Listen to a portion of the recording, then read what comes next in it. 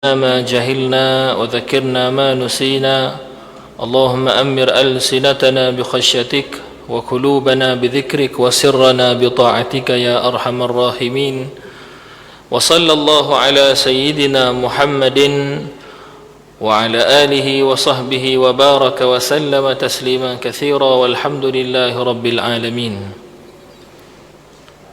Jadi insya-Allah hari ini kita sambung pengajian kita pada kitab Risalah Syu'abul Iman karangan Al-Imam Al-Alim Al-Allamah Al-Syekh Dawud Al-Fatani rahimahullahu ta'ala. Pada kata musannif ke-11, nasihat bagi Allah ila akhirih. Qala al-musannifu rahimahullahu ta'ala wa nafa'ana bi'ulumihi wa 'ulumi masyayikhina wa 'ulumikum fid darain amin ya rabbal alamin. Ke-11, yakni daripada 77 cabang iman, nasihat bagi Allah dan Rasulnya, Rasul Allah, dan bagi a'immatil muslimin dan awamnya, awam muslimin. Kata musannif, setengah daripada cabang iman yang kalau kita tunaikan cabang iman ni, maka bertambah iman kita. Apa tu? Nasihat bagi Allah. Ni kena faham sumber dia. Nasihat bagi Allah, sehingga kata awamnya ni kena faham sumber dalam agama tu di mana. Dia balik kepada satu hadis yang diriwayatkan oleh Al-Imam Muslim. Al-Imam An-Nawawi rahimahullah juga meletakkannya dalam hadis 40. Hadis yang diriwayatkan daripada Abi Ruqayyah Tamim ibni Ausin Ad-Dari radhiyallahu anhu anna an-nabiy sallallahu alaihi wasallam qala ad-dinu an-nasihah. Hadis tu. Maka sahabat tadi tanya Rasulullah sallallahu alaihi wasallam, liman, agama itu nasihat kepada siapa? Lalu Rasulullah sallallahu alaihi wasallam jawab, lillahi, ni kita baca matan hadis dulu, wali kitabihi wali rasulihi wali a'immatil muslimina wa ammatihim. Hadis tu rujukan kepada cabang yang ke-11 ni. Maka bila balik kepada hadis tu tadi, kita kena faham daripada situlah, supaya tidak jatuh kita dalam silap faham pada nak memahami kalam baginda Nabi SAW. Kita nak bertambah iman, bila nak kena bagi faham betul-betul faham. Kata Nabi SAW, ad-dinu an-nasihah. Ad-din kalau kita terjemah agama lah, dan maksud agama di sini agama Islam. Inna ad-dina indallahi al-Islam.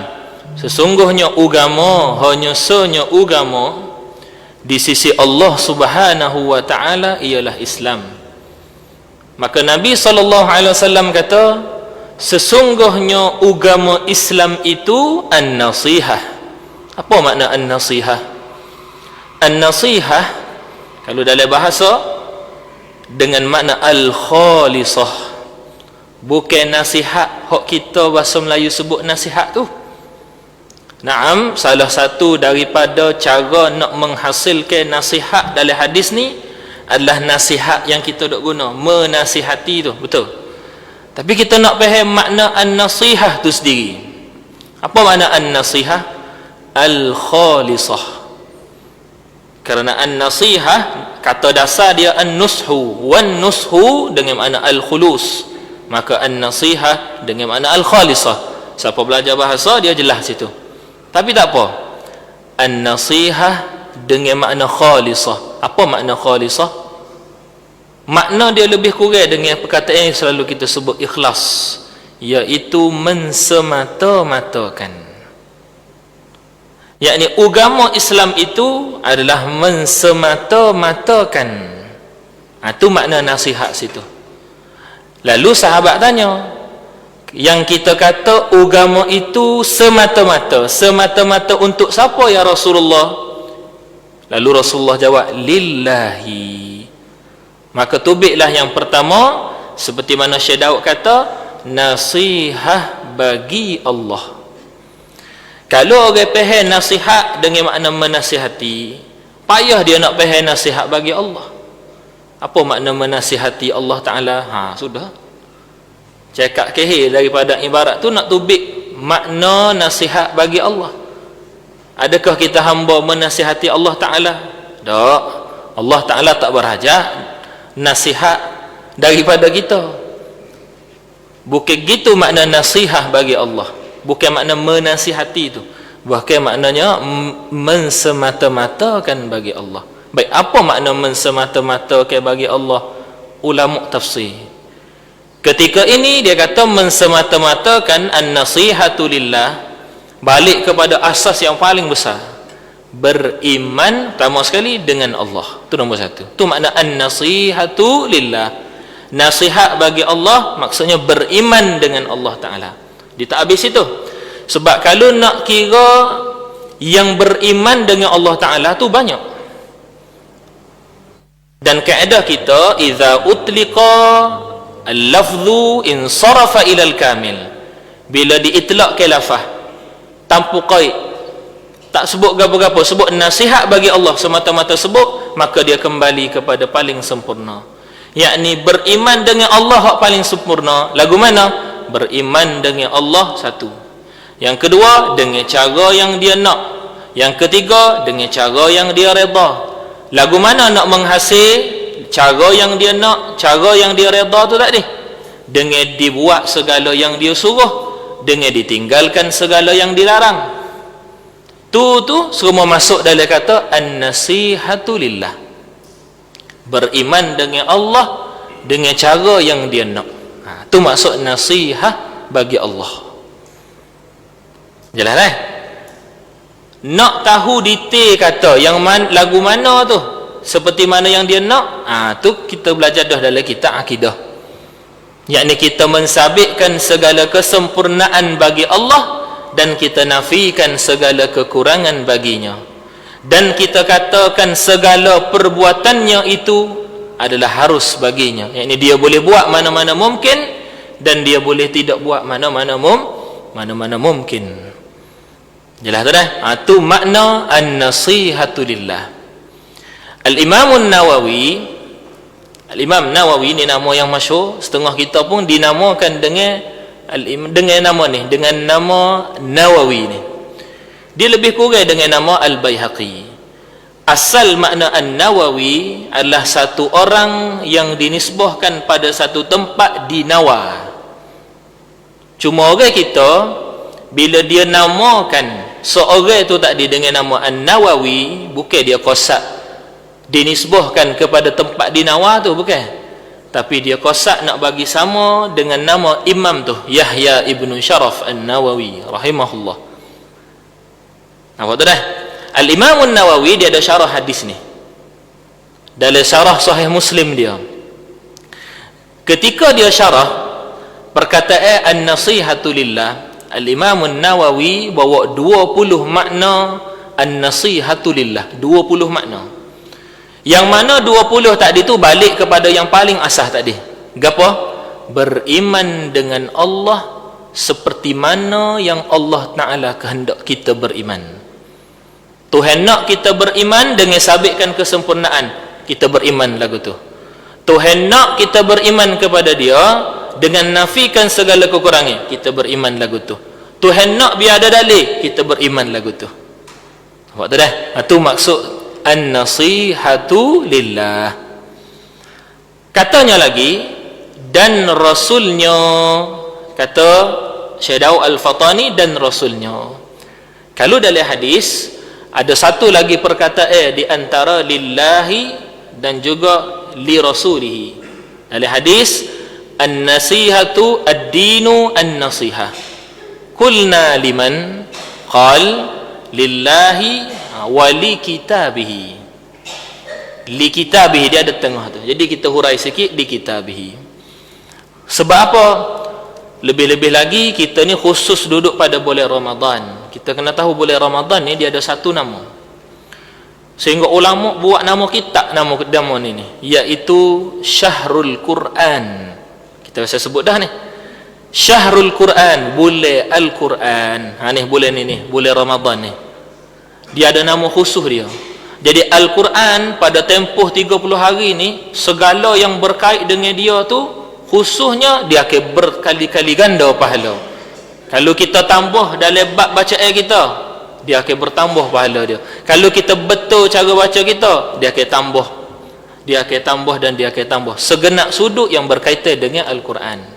Contohnya, kita tengok ada satu pelajar madrasah ni dia tak ada Al-Quran, kita bagi Al-Quran kepada dia. Kalau dia dah ada Al-Quran, kita bagi kitab tafsir untuk dia faham Al-Quran. Tu semua berganda, khususnya pada bulan Ramadan. Jadi sempena itu pula dan sesuai dengan hadis kita ni, kita syarah apa makna an-nasihatu li kitabillah. Kita kata tadi an-nasihatu makna dia mensemata-mata. Jadi apa makna mensemata-matakan bagi kitabillah, yakni Al-Quran? Makna dia pertama beramal dengan Al-Quran. Tu makna dia. Kalau tadi maksudnya beriman dengan Allah dengan cara yang dia kehendak. Yang kedua ni beramal dengan Al-Quran. Tu paling besar sekali. Ketika Sayyidatuna Aisyah ditanya kepadanya, Sayyidatuna Aisyah ni antara isteri Rasulullah sallallahu alaihi wasallam yang dikatakan maksudnya dia tu digelarkan dengan seorang faqihah, makna seorang alim, seorang yang sangat reti dalam agama. Menunjuk kata keadaan Sayyidatuna Aisyah tadi menunjuk kata seorang perempuan dia boleh jadi alimah, dan seorang perempuan yang alimah tidak tertegah dia menjadi alimah walaupun dia isteri kepada seorang. Bahkan seorang yang paling pandai menunaikan hak dia sebagai seorang isteri kepada suaminya adalah orang yang paling alimah. Sebab tu hakikat makna orang alim. Orang alim kan makna dia beramal dengan ilmunya. Kaedah kita iqtida'ul ilmi al-amal. Tuntutan ilmu tu adalah amal. Jadi bila kita sebut kepada seorang alim, bila Allah Ta'ala kata innama yakhshallaha min ibadihi ulama, ulama situ dia mari sekali dah amal. Dia mari sekali dah. Jadi Sayyidatuna Aisyah dia masuk dalam golongan tersebut. Alimah yang amilah.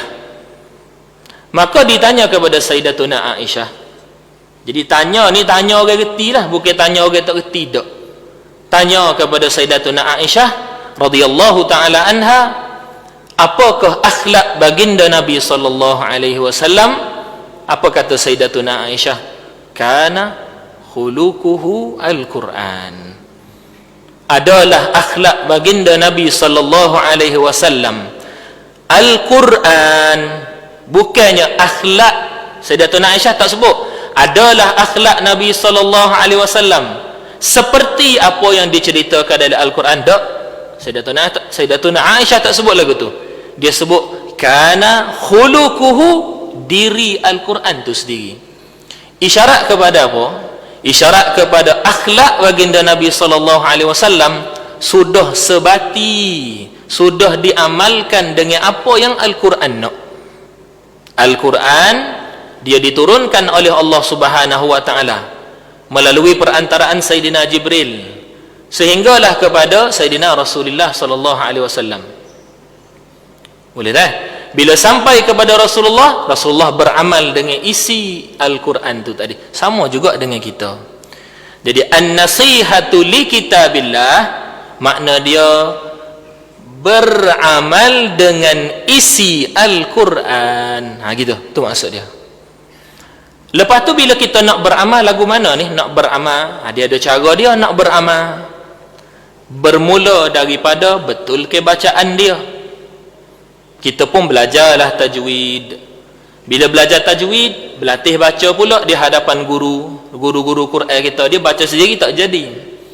Kerana asal pembacaan Al-Quran tu sendiri diambil bil musyafahah. Sebab tu antara hijau yang paling besar dalam agama adalah man ta'allama wa 'allama al-Quran. Para ulama dalam hadis ataupun dalam ayat yang ada perkataan khairukum, maka para ulama panggil hadis ni dengan hadis mafatihul khair, hadis kunci-kunci kebaikan. Kalau ayat Al-Quran, maka ayat Al-Quran tu tadi ayat-ayat kunci kebaikan. Bermaksud, kalau seorang tu tadi dia nak tuju pintu kebaikan, dia kena cari daripada pintu-pintu ni. Maka Nabi SAW sebut khairukum man ta'allama al-Quran wa 'allamahu.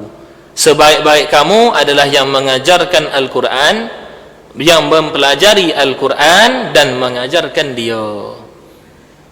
Ulama syarah, kenapa 'allama duduk selepas ta'allama?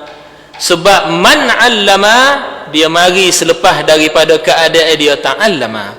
Orang yang mengajar ni, dia nak jadi mengajar tu, dia kena lalu dulu satu tahap, nama dia belajar. Jadi kita semua ni nak masuk dalam kata an-nasihatu lillah, nak sapa kepada maqam mengajar tu, dia kena start di ta'allama dulu. Bila dah ta'allama, tahu dah cara baca lagu mana, tahu dah hukum hakam dalam semaya lagu mana nak baca, lagu mana tak boleh baca, bila kita boleh bila kita kena berhenti, bila kita tak boleh berhenti, masalah wakaf ibtidak. Maka ketika itu bila dah reti baru kita mengajar. Itu semua masuk dalam kata an-nasihatu li kitabillah. An-nasihatu li kitabillah. Zaman sekarang ni kita kena sebutlah dah. Biar pedih sikit pun tapi kita kena sebut. Zaman sekarang mengajar Al-Quran tu tadi, dia menjadi pilihan yang terakhir, bukan pilihan yang utama dah. Gini, bila seorang tu tadi dia belajar agama dan Tuhan tidak bagi dia futuh dalam agama, ataupun dia tu mengaji, Tuhan nak bagi futuh dah, tapi dia malah habis tempoh. Masalahnya dia mengaji 4 tahun, dia masuk universiti, masuk pengajian Islam, habis 4 tahun dia balik. Ketika 4 tahun diberikan rezeki dia mengaji tadi, dia tak ada mengaji, dia main kau waliyahzubillah min zalik, dia tidak tunaikan hak sebagai orang mengaji, lalu dia balik. Bila balik, orang tengok dia sebagai orang mengaji. Orang lain lah, mak ayah dia, keluarga dia, pok saudara dia, orang kampung dia, moga masa nak pergi mengaji mula buat sembahyang hajat kan. Jadi orang tahu kata dia tu pergi mengaji, sekarang ni balik dah. Jadi balik pun sebagai orang mengaji. Bila nak mengajar kitab agama, dia tak boleh, dia tak reti sebab dia tak mengaji. Tak mengajar pula, lama kena kata kat orang kan. Jadi gapo dia buat? Dia pun mengajarlah Al-Quran. Jadi bagi dia Al-Quran tu yang paling mudah sekali. Kita jawab Al-Quran tu hak paling besar, bukan hak paling mudah. Orang hak nak mengajar Al-Quran ni dia kena reti, yakni dia kena belajar, siapa reti baru dia boleh mengajar. Itu cara dia. Boleh tak dah? Adapun kalau mengajar sikit-sikit hak qadar kita tahu, tu cerita lain. Ni hak kita cerita mengajar ni, mengajar sungguh-sungguh mengajar. Boleh dah? Tu kita kena ingat tu, Al-Quran ni bukan pilihan terakhir. Al-Quran ni kita kena letak dia tinggi sekali. Al-Quran kalau dia duduk bawah, wajib kita akak dia letak atas. Kalau dalam cara penyusunan kitab, kalau kitab tu duduk di rak mungkin kitab banyak pada hak kita baca kitab ni kalau nak susung, maka kena susung Quran.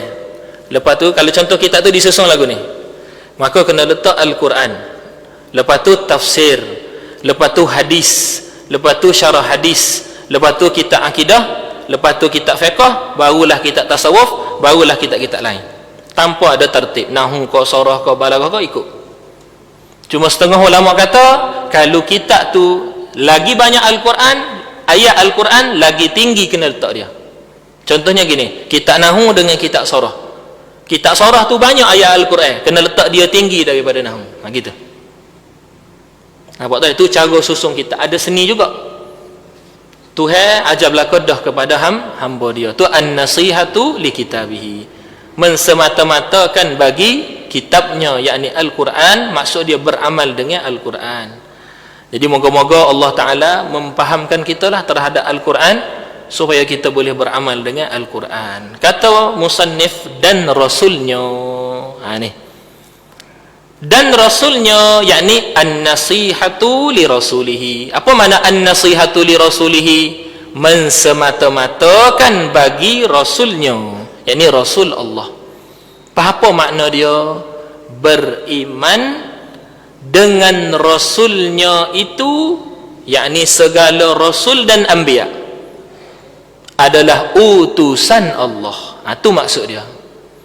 Beriman sejak daripada Sayyiduna Adam alaihi salam sehinggalah kepada Sayyiduna Rasulullah sallallahu alaihi wasallam, Nabi dan Rasul semuanya utusan Allah. Itu maksud an-nasihatu li rasulihi.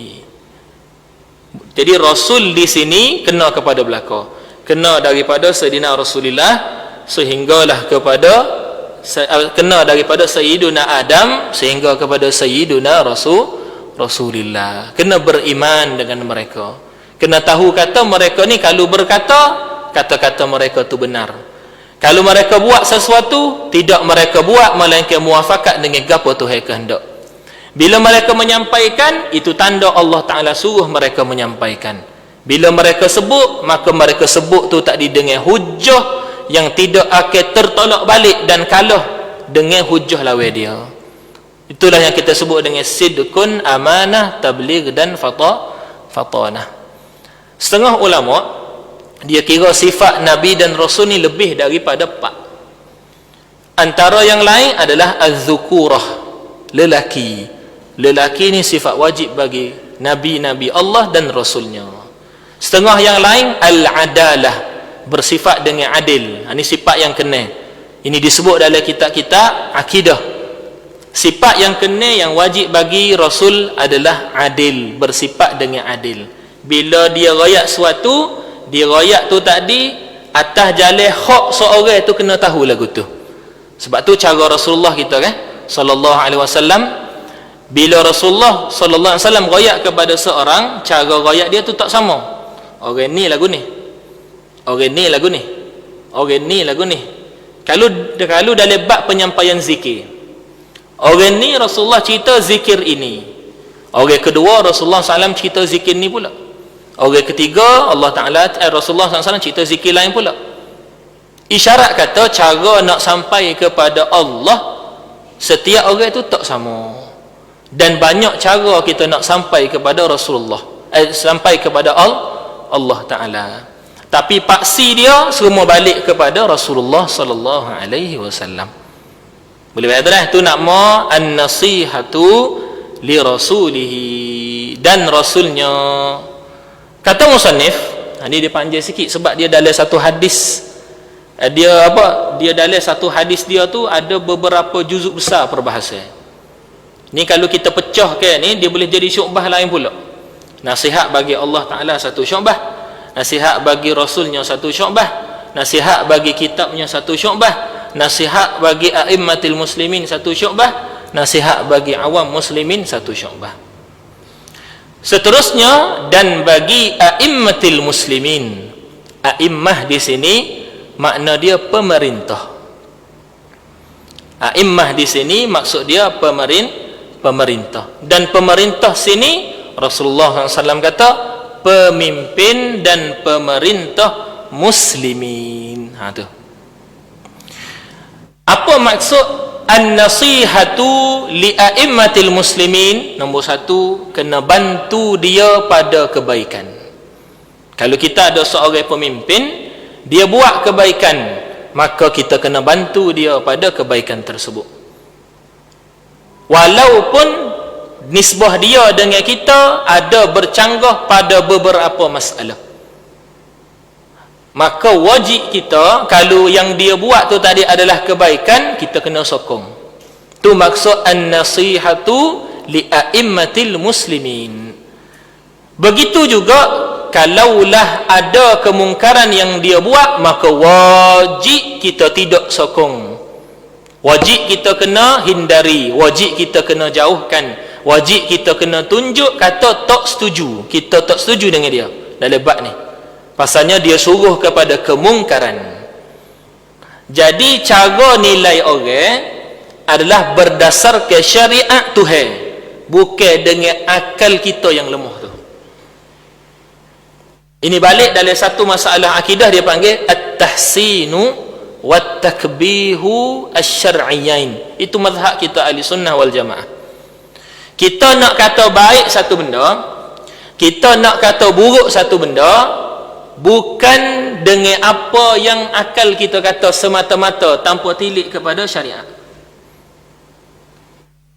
Kita nak hukum satu benda baik ataupun buruk, kita akan guna akal kita semestinya, tapi kena lapik dengan gapo Tuhan cerita dalam syariat.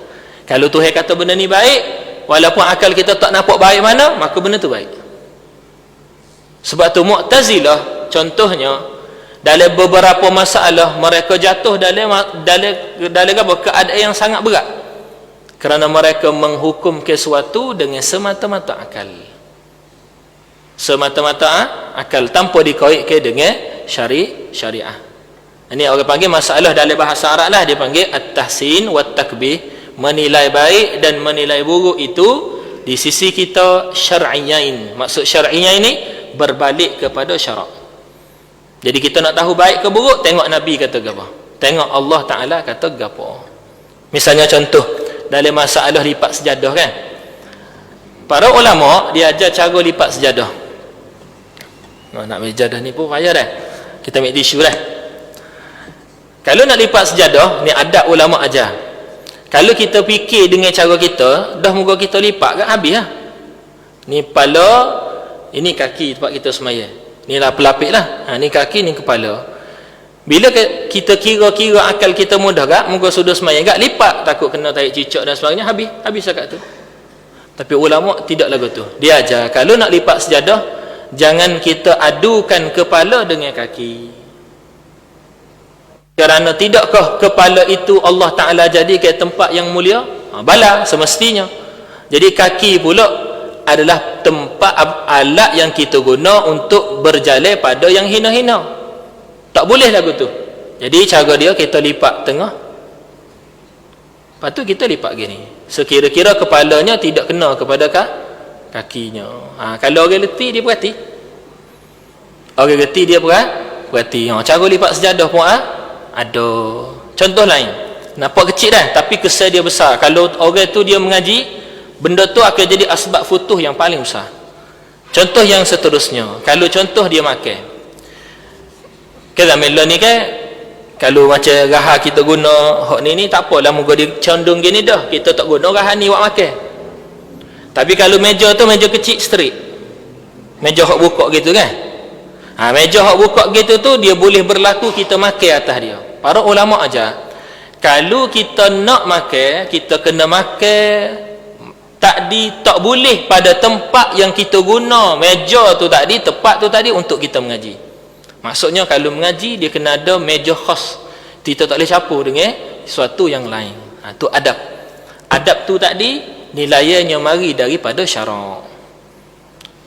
Tak berlebihan ke Ustaz? Tak ada berlebihan. Sebab syarak sendiri tidakkah mengangkat Al-Quran. Contoh, meja tu kita guna buat baca Quran. Kalau meja tu kita guna baca Quran, kita guna dak buat makan. Tak boleh. Sebab apa? Jadi bercampur. Dalam setengah a'immah kita, antara akhlak mereka, bila mereka buat maksiat dengan suatu baju, mereka tak pakai dah baju tu. Sebab rasa kesalahan tu mari bila dia nak menghadap Allah Subhanahu Wa Ta'ala dalam ibadat. Tapi a'immah yang lain dia tengok gini pula, baju tu pernah dia guna untuk buat maksiat, dan baju ni dia nak bawa ketika dia nak mensucikan diri dia dengan Allah Ta'ala. Dia tengok sudut tu pula. Tu orang panggil adab belaka. Nilai dia baik buruk tu tadi balik kepada syarak. Jadi semakin kita memahami syarak, semakin itulah kita dapat nilai baik dan buruk tu tadi dengan cara betul. Boleh dah? Tu orang panggil apa? An-nasihatu li a'immatil muslimin. Jadi sebagai seorang imam, pemimpin, daripada sekecil-kecil pemimpin diri sendiri, pemimpin keluarga besar, pemimpin ummah, pemimpin negara, pemimpin negeri, semua sekali dia kena tahu gapo hak syarak nak, barulah dia boleh buat tu tadi. Eloknya dia boleh buat, buruknya dia boleh halang dan dia boleh tinggal. Boleh dah? Yang terakhir kata musannif, dan awamnya, awam muslimin. Apa makna an-nasihatu li awamil muslimin? Maksudnya ditunaikan hak orang awam tadi. Ilmu yang mereka perlu tahu diajarkan kepada mereka. Gapo yang ilmu orang awam kena tahu? Serupa ya dengan ilmu yang orang khassah ulama kena tahu. Gapo? Ilmu akidahnya, ilmu yang membetulkan ibadatnya dan juga muamalahnya, dan juga hubungan rumah tangganya, dan juga jinayah yang berlaku ke atasnya ataupun daripada dia kepada orang lain. Waliyahzubillah min zalik. Yang ketiga adalah ilmu berkaitan dengan hatinya. Maka tiga ilmu tadi sama je. Orang khassah seperti anak ulama pun wajib tahu, orang awam pun wajib tahu. Cuma orang alim bila dia tengok orang awam, benda mula-mula dia kena fikir lagu mana nak sampaikan kebenaran kepada mereka, dalam apa jua keadaan mereka. Sebab hak benar ni bukan milik orang duduk atas sejik je. Kebenaran ini bukan duduk atas sejik je. Kalau contoh seorang tu tadi, dia tengok orang hak pergi pasar semuanya salah, orang hak pergi sejik je betul, maka orang tu salah. Sebab kebenaran itu bukan berada pada tempat. Dakwah kita, kebenaran yang kita kena sampaikan bukan khusus untuk orang di masjid. Cuma masjid ni semula-mula tempat asal untuk kita cari ilmu, di masjid. Tapi kalau contoh kita duduk balik raya ni kan, ramai anak cucu balik, waris-waris dan sebagainya, kebenaran perlu disampai walaupun dalam keadaan rumah terbuka. Rumah terbuka kan, open house kita panggil kan, al-baitul maftuh. Tak tahu lah kita reka perkataan itu. Nah, perkataan bahasa Arab al-baitul maftuh, orang Arab tak ada sebut, cuma boleh guna lah al-baitul maftuh, rumah terbuka. Rumah terbuka ni macam-macam orang pergi, macam-macam keadaan ada. Maka ketika kita perlu nasihat, kita perlu nasihat, tapi tengoklah dengan cara yang sesuai, dengan keadaan yang sesuai. Boleh dah? Tu maksud li'ammatil muslimin, li'awamil muslimin, tu maksud dia. Tunaikan hak mereka, pertama dalam bab ilmu, dalam bab kejiranan, dalam bab hubungan. Kalau contoh nampak ada sesuatu ni ada ni kita dengan dia ada tak serenok sesuatu ni kita dengan dia ni, ataupun kita nampak jiran kita ataupun saing-saing kita tu tadi nampak macam ada benda. Seorang kita ni orang ngaji, orang masjid, saing kita tu tak ada duduk masjid sekali, dia ammatul muslimin. Jadi kita kena betul hubungan kita. Kita kena tanya dia bakpo ni ada terasa hati gapo dengan kita ada buat salah gapo dengan demo. Ketika tu kena turunlah ego kita tu, baru boleh selesai.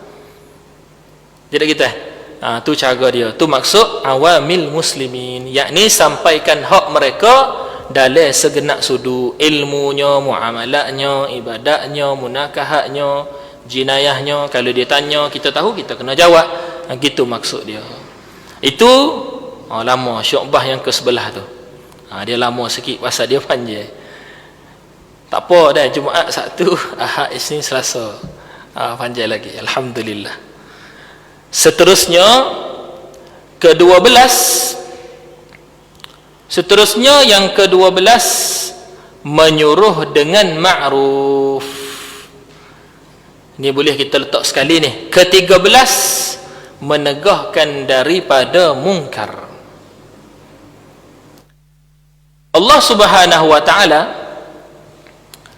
ini cerita kita cerita tadi, dalam setengah ayat miftahul khair, yakni dalam ayat yang Allah Subhanahu wa ta'ala cerita khairukum, maka Allah Subhanahu wa ta'ala sebut dua sifat. Kalau dua sifat ni seorang tu tak ditunaikan, maka orang tu tadi dia masuk dalam pintu kebaikan yang sangat besar. Gapo dua perkara tadi? Al-amru bil ma'ruf wan nahyu 'anil munkar.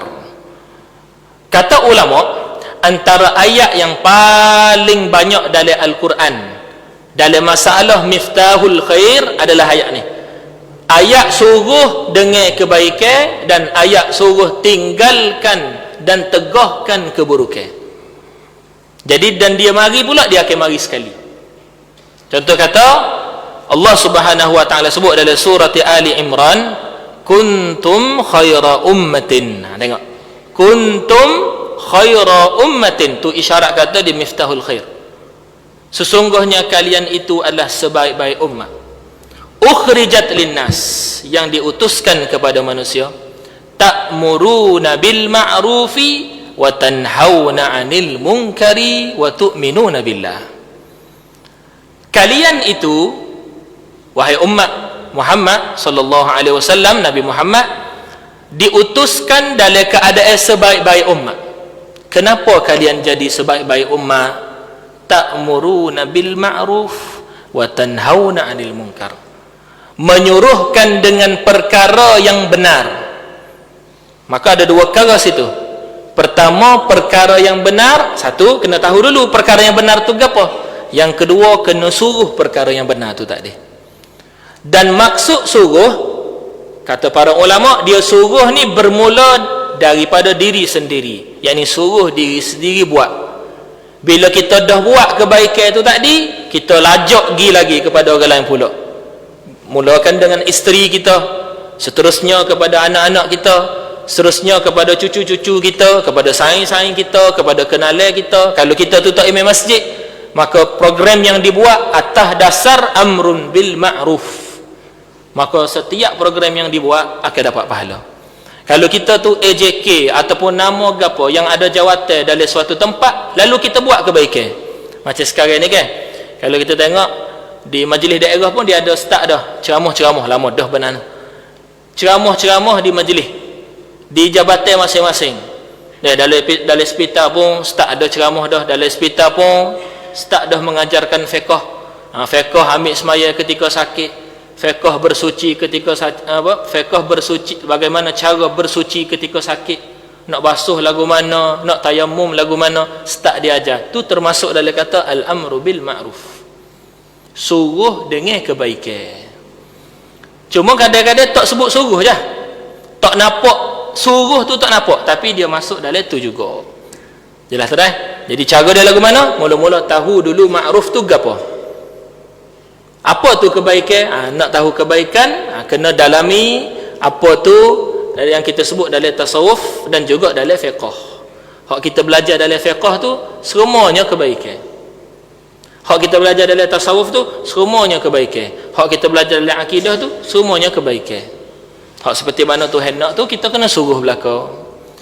Kata musannif rahimahullah, ke-13, menegahkan daripada mungkar. Ni berat sikit. Tegah kemungkaran. Dia nak tegah mungkar macam kaedah tadi. Mula-mula kena tahu mungkar tu gapo.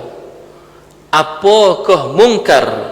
Mungkar ialah perkara yang Tuhan tiada redha padanya.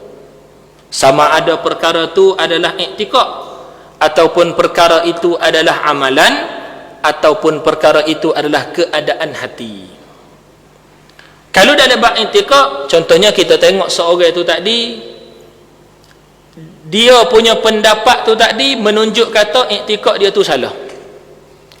Misalnya dia kata berlaku sesuatu padanya, dia kata tak ada jalan dah hamba ni, tak ada jalan dah hamba ni pada nak membaiki sini ni. Maksudnya berlaku maksiat yang terlalu banyak pada diri dia.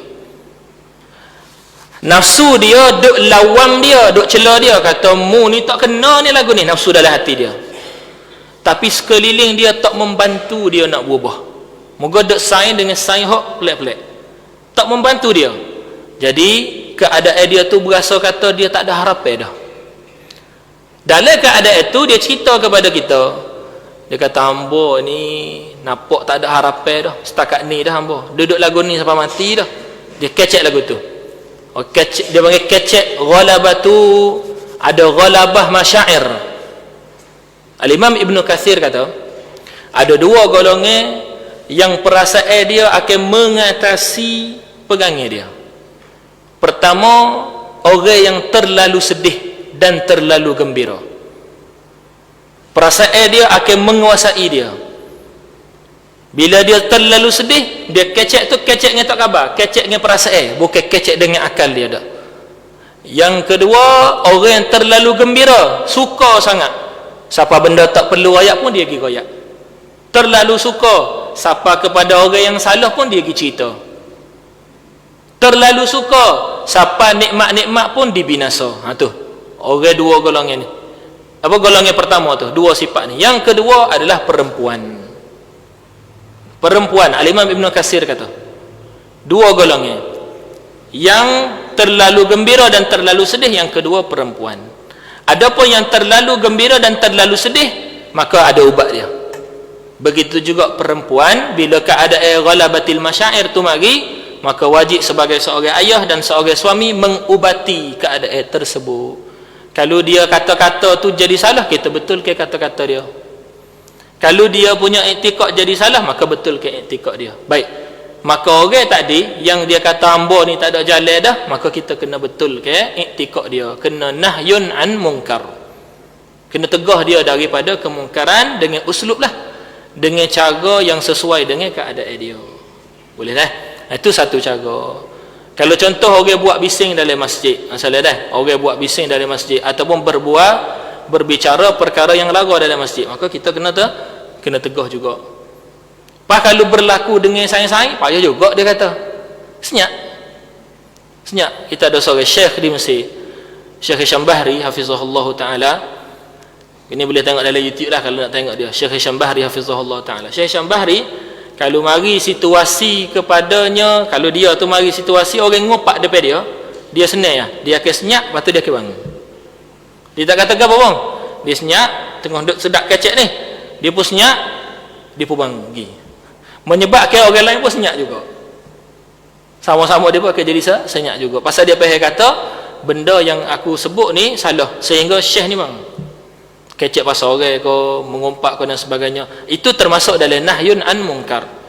Sebab tu musannif akan cerita apa ni, mencegah kemungkaran ni ada 3 cara. Dengan hati, dengan kata-kata dan dengan anggota. Gitu.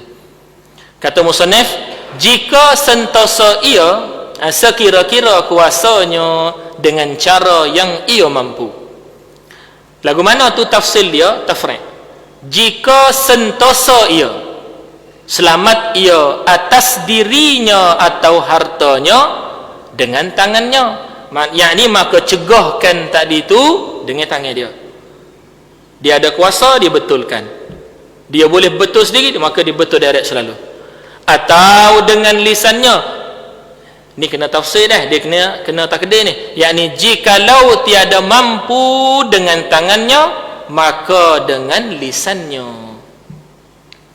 Maka dengan lisannya. Dhabit dia lagu mana? Sekira-kira kalau dia tegur dengan tangan tadi bagi mudarat atas diri dia, kena katak dia, kena bunuh dia, ataupun harta dia jadi binasa, maka dia pun tegurlah dengan lisan dia. Tapi bila tegur dengan lisan, berlaku lagu tu juga, berlaku benda yang sama. Maka jika dengan lisannya itu tiada sentosa, maka dengan hatinya. Sebab tu bila kita tengok orang berlaku situasi lagu mana, kita sini kita tengok ada satu mungkar, lepas tu kita tengok ada seorang tengok kemungkaran tu, jangan gaduh kita kata dia tidak tegur kemungkaran tu. Boleh jadi dia ingkar dah dalam hati dia, dia tak suka dah, dia tak suka sangat dah dalam hati dia, tapi dia duk kira-kira diri dia, kalau dia tegur ni jadi lagu ni, dia duk tengah kira-kira dalam hati dia. Maka kalau kita kata dia tak tegur, kita pula hak menanggung dosa, sebab kita telah su'uzzon kepada orang yang telah mengingkar kemungkaran. Kita kata dia tak ingkar ke kemungkaran. Sebab tu payah. Kata Syekh Yasin Al-Fadani rahimahullahu ta'ala, wajib kita beriktikad baik kepada setiap muslimin, lagu mana pun keadaan dia, supaya kita dapat sampaikan kebaikan padanya, lagu mana pun keadaan dia. Boleh dah? Lepas tu setiap kita ni Allah Ta'ala kata pasti akan diuji dengan jenis dan keadaan yang lain kita duduk sekarang ni. Misalnya gini, Allah Ta'ala rezekikan kita sekarang ni jadi ahli masjid, alhamdulillah, moga Allah Ta'ala kekalkan. Akan sampai pada satu masa kita akan direzekikan bertemu dengan seorang yang duduk lebih berat daripada yang keadaannya teruk. Tujuan dipertemukan kita tu dengan orang tu, tujuan dia apa? Supaya kita boleh tarik dia duduk masjid juga. Esok Tuhan akan tanya, gapo kamu buat ketika aku pertemukan kamu dengan orang tu? Kalau tok guru kat, dia bukan sokmo dapat pelajar yang bijak, dia akan dapat juga pelajar yang kurang bijak. Al-Imam Syafi'i rahimahullahu ta'ala ada kisah yang sangat-sangat agung dengan anak murid dia Sayyiduna Rabi'. Al-Imam Rabi' ni tidak direzekikan kefahaman cepat, lambat dia faham. Al-Imam Syafi'i hurai satu masalah kepada anak murid dia ni 40 kali satu masalah. Tu 40 kali satu masalah. Nak cerita pentingnya kita sabar bila masuk dalam keadaan yang bukan sejenis kita tadi. Tepat kita kena tegur kemungkaran, maka kita kena tegur. Dia kisah panjang lah, insya-Allah dalam masa yang lain kita boleh cerita pula. Dia kata jika sentosa tu jika tafriq dah, sentosa ia atas dirinya atau hartanya tu harta dah, dengan tangannya atau dengan lisannya atau dengan hatinya. Kata musannif rahimahullahu ta'ala, ke-14 adil ia pada perkataan dan perbuatan dan pada hukumnya. Ke-14 kata musannif, setengah daripada perkara yang menambah iman ialah adil. Adil ni ramai orang tukar dia dengan fadlun, ramai orang tukar. Jadi nak betul orang tukar tu tadi, kita kena datangkan definisi dan takrif adil tu dulu. Apa makna adil? I'ta'u dhi haqqin haqqahu, tu bahasa Arab dia. Memberikan empunya hak, berikan haknya kepada orang tadi. Kita beri hak kepada orang dia. Dalam bahasa Kelantan kita boleh sebut letak suatu pada tempat dia, atau orang panggil adil. Letak suatu pada tempatnya, itu kita panggil adil. Tapi setengah ulama kata takrif letak suatu pada tempatnya itu tidak jamik lagi, orang panggil tak menyeluruh lagi. Kerana boleh jadi bagi seorang bila dia nak meletakkan sesuatu pada tempat dia buat tu tadi, ketika dia nak tunaikan tadi tu, dia buat dengan lebih-lebih, maka ketika tu jadi salah pula. Ataupun dia kurang sangat, maka ketika tu jadi kurang dan salah pula. Baik, lagu mana ni? Maka takrif dia kalau kita nak sama hafal ialah i'ta'u dhi haqqin haqqahu duna ifratin au tafrit. Letak suatu pada tempatnya tanpa berlebih-lebih ataupun tanpa terlalu berkurang. Maksudnya bagi itu sedang molek, kena molek bagi itu tadi. Baik, kalau kita tengok pada maksud adil tadi, ketika kita buat, misalnya kita seorang suami, wajib tak kita tunaikan nafkah kepada isteri? Wajib. Maka kita pun tunai, kita bagi dan kita pastikan isteri kita makan 2 kali sehari. Kita bagi ke dia, kita pastikan dia makan 2 kali sehari, mu kena makan. Hak dia taksi tu suku hal, kenyai dah lah makan sehari tu 10 ringgit dah, sekali tu 10 ringgit makan, kenyai dah lah nak makan kedua. Tu cerita lain. Dia kena makan 2 kali sehari, kita pastikan dia makan 2 kali sehari. Baik, ketika tu kita tu tadi orang panggil memberikan benda yang lebih tak kepada isteri kita? Tak lebih. Pasal apa tak lebih?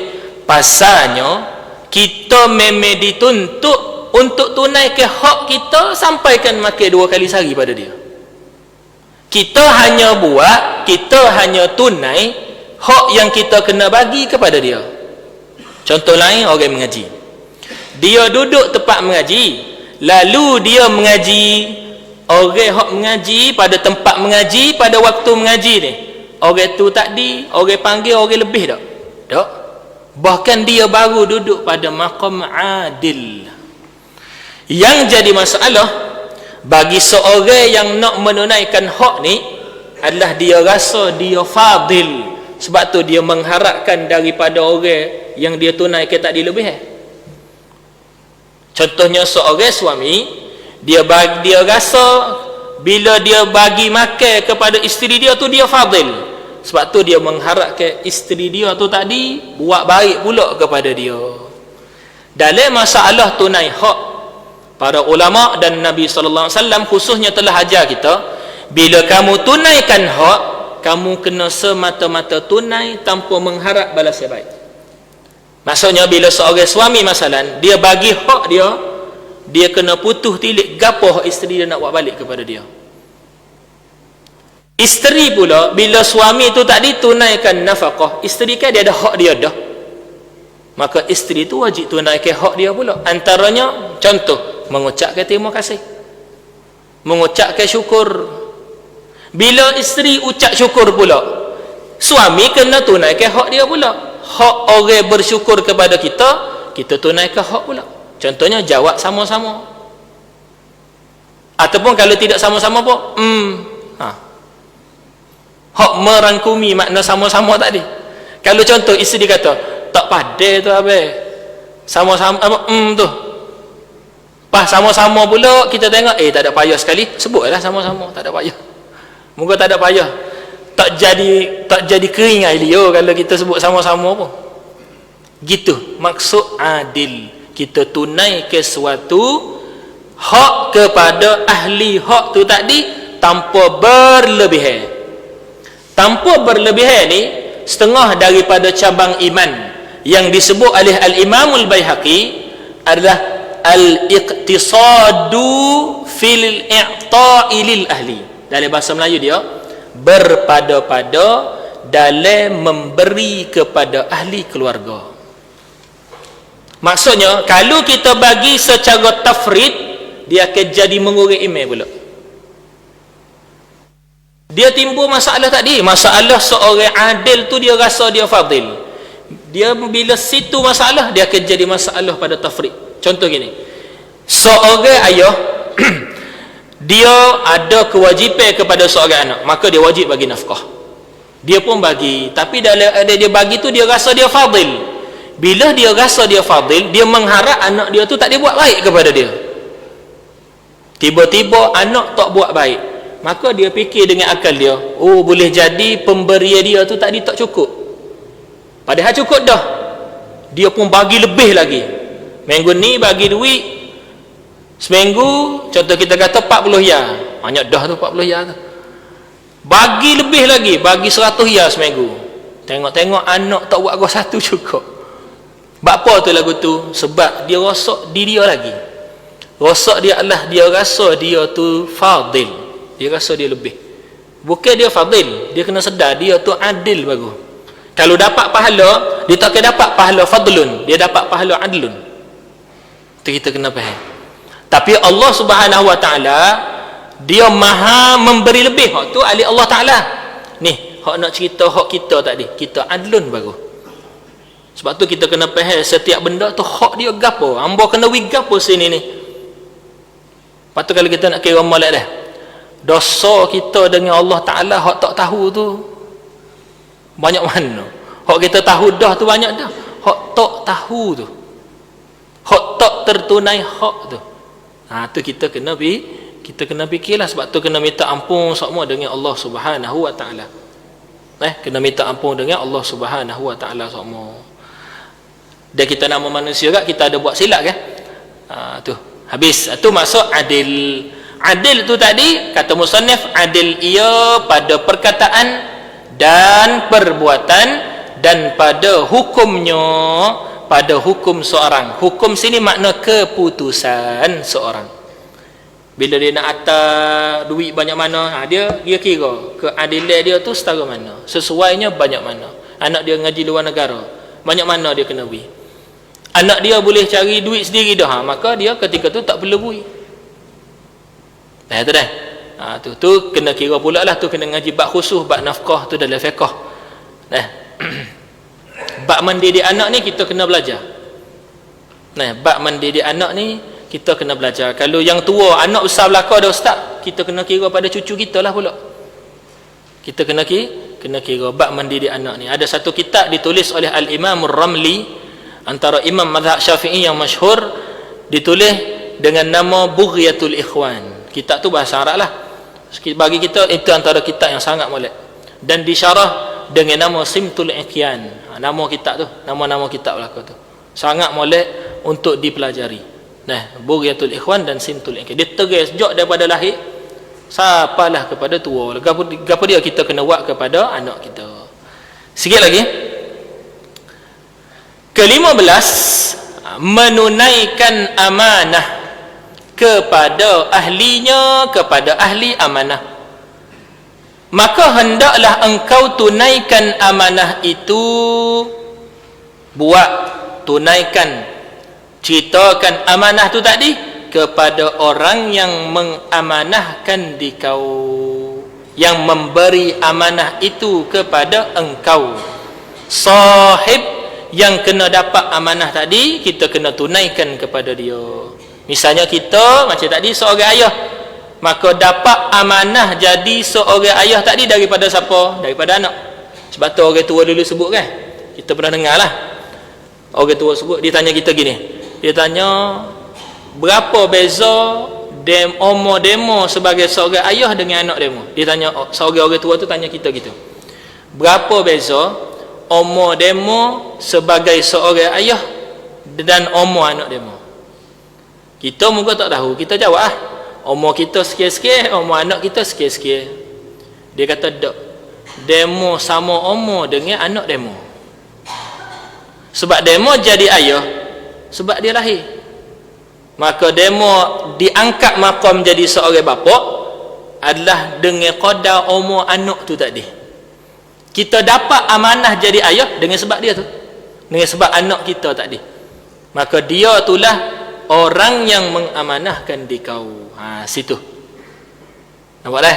Jadi sebagai seorang ayah, sebagai seorang suami, sebagai seorang atuk, nye kau kalau ada hak cicit dah, cik kau, ciak kau, tu semua kena tunaikan. Dan jangan engkau khianat. Khianat ni maksudnya tidak tunaikan amanah akan orang yang khianat akan dikau. Bila kita tengok lafaz amanah ni, boleh jadi seorang tadi dia tukar dengan adil. Dia tak boleh nak beza, adil ni gapo, amanah ni gapo. Maka ulama bahas, kata mereka amanah ini adalah lebih umum daripada adil. Lagu mana? Kerana amanah ini dia kena ada 3 benda. Pertama, fahmul haqqi, kena faham hak, gapo hak dalam tiap-tiap keadaan itu. Yang kedua, kena i'ta'ul haqqi, kena tunaikan hak. Yang ketiga, kena i'ta'un bil adli, kena bagi dengan adil, baru jadi amanah sebuti. Kena faham hak, kena bagikan hak tadi, dan kena tunaikan dengan adil. 3 ni baru jadi amanah sebuti. Boleh tak dah? Itu maksud amanah. Ke-16, sidqun. Apa makna sidqun? Jujur. Macam dah tadi. Dan jangan engkau khianat akan orang yang khianat akan dikau. Orang yang mengkhianati engkau, jangan kamu khianat. Ke-16, sidqun, yakni jujur. Itu maksud sidqun. Jujur tadi tu, berkata benar tadi tu pada qaul, pada perkataan, dan qaul tu bahasa Arab pada perkataan, dan pada af'al, yakni pada perbuatan. Kebajikan ada ia perbuatan tu, atau lainnya, atau bukan kebajikan. Misalnya gini, berlaku kepada kita satu kebajikan. Orang tanya kita, demo buat gapo ni, siapa Allah Ta'ala bagi rezeki lagu ni kepada demo? Maka kita cerita dengan cara jujur. Cerita dengan ambo rasa lah, hak ni lah hak duk buatnya gini. Kita pun cerita. Jangan pergi lipat pula. Lagu mana maksud lipat tadi? Kita tak ada buat benda tu. Ambo khatam Quran 5 kali sehari. Sebab tu ambo boleh rezeki lagu ni, padahal 5 tahun sekali khatam. Dia tukar 5 tahun dengan 5 kali tu. Waktu disebut gitu. Tu orang panggil dusta tu. Tu tak sidqun. Tu satu. Yang kedua, keadaan tidak kebajikan. Lagu mana? Contoh seorang tu nak nikah. Dalam bab munakahat kita belajar antara adab bila seorang tu nak nikah. Ni kalau mak ayah ni wajib dia kena pelorong benda ni. Maka dituntut seorang tu tadi istifsar. Apa istifsar? Bertanya khabar. Contoh gini, ada orang nak masuk min ni anak kita. Dia hajat dia gini melalui anak kita ke ataupun dia mari sendiri jumpa kita kata tak apa. Ayah tadi dituntut dia untuk pergi kepada kampung budak tu, tanya orang sekeliling kampung anak lelaki tu tadi, budak lelaki tadi, tanya lagu mana budak ni? Gana dia, juruh kedak dia ni. Amba nak buat dia jadi tok lelaki anak tina amba ni. Baik. Maka orang yang ditanya tadi dia tahu budak lelaki ni ada aib. Budak lelaki ni ada aib. Bila dia nak rayak, dia kena rayak dengan sidqun. Walaupun pada benda yang salah. Cara dia ulama ajar, kalau kita ditanya lagu tu, kita tak boleh terus cerita aib. Ditanya kepada kita, lagu mana budak jatuh ni? Kita nak buat dia jadi suami kepada anak amba. Kalau dengan kita kata, misalnya kita kata, kalau tanya amba, tak molek tu demo buat suami kepada anak demo tu. Kalau dengan kita rayak lagu tu, tanpa cerita aib, maka terselamat dah budak puai tadi, budak lelaki tu, terselamat dah budak perempuan dari lelaki itu, maka cukup, tak perlu buka aib. Tapi bila kita royak lagu tu, pok dia tanya lagi, tekan kita, tak royak molek ustaz tu. Cerita molek kita nak tahu sungguh ni, tak puas hati, nak tahu lagi. Maka diceritakan keaiban tadi dengan cara jujur dan qadar perlu sahaja. Dengan satu aib tu sudah cukup dah nak menyelamat kita cerita tadi tu, maka keadaan tadi dibenarkan kita cerita. Bila kita cerita qadar perlu sahaja, dia ada 10 aib, sebut so aib tu cukup dah, maka so je sebut. Contohnya kita sebut, dia ni tak semaya, kita sebut dia ni tak semaya. Ayah dia kata, tak apa, ayah dia faham dah, ayah puan tadi faham dah, kita pula kita tambah, dia ada 9 lagi aib, tak perlu. Kita hanya perlu sebut satu tu. Qaid tu fiqh, dia ajar kita keadaan untuk memurnikan. Bila dah selesai istifsar tadi, barulah kita jemput lelaki tadi dengan keluarga dia mari tempat kita. Di situ ada 2 benda sunat. Sunat seorang khatib, orang lelaki tadi khutbah tunai dia panggil. Sunat dia baca khutbah tunai. Dia anak lelaki tu kena kecek dulu sebenarnya. Cuma adat tempat kita ni lain sikit dah. Dia ada orang tengah pula, dia ada pok dia kecek dan sebagainya, ada patung pula setengah tempat tu. Nah, asalnya orang lelaki tu kena royak kepada pok perempuan tadi, kita ni hajat mari nak tunai dengan anak pak cik. Pak cik tu tadi hak ayah dia tadi balah balik dengan khutbatul khitbah pula. Situ 2 sunat khutbah. Khutbah daripada lelaki, khutbah daripada ayah perempuan. Dalam nikah ni ada 4 ya sunat khutbah. Khutbah tunai 2 daripada pengantin tunai lelaki dan ayah perempuan, dan ketika nikah daripada lelaki dan perempuan juga. Kalau sempat buat kak, fabihi wa ni'mah, dapat beramal dengan 4 khutbah tadi. Kalau tak dia buat kak, kena nikah lain. Baru boleh buat pula. Ataupun hak tak nikah lagi, boleh amal hak tu. Tu sekadar gokak masa apa, takut ada orang tengok live dan sebagainya, payah pula dah. Habis takat tu. Ke-15, menunaikan amanah kepada ahlinya, maka hendaklah engkau tunaikan baca dah tu.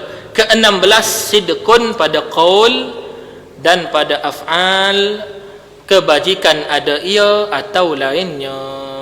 Pada dulu esok Jumaat cuti dah. Cuti boleh lama sikit.